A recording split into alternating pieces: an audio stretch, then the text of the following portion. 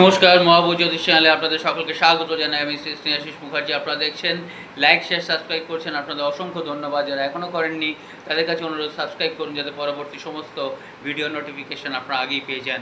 12 বছর পরে বৃষ রাশিতে বৃহস্পতি এবং শুক্র, দেবগুরু বৃহস্পতি এবং দৈত্যগুরু শুক্রাচার্য সংযোগে তৈরি হচ্ছে গজলক্ষ্মী রাজ্য।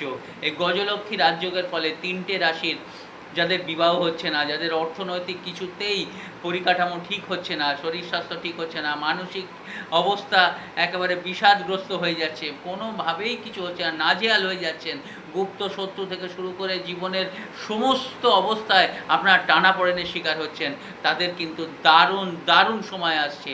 এবং এই দারুণ সময় আরও দারুণ হবে যদি আপনারা পজিটিভ হন এবং একভাবে মনস্থির করে চলতে পারেন। মেষ, সিংহ এবং কর্কট 3টে রাশি। নমস্কার।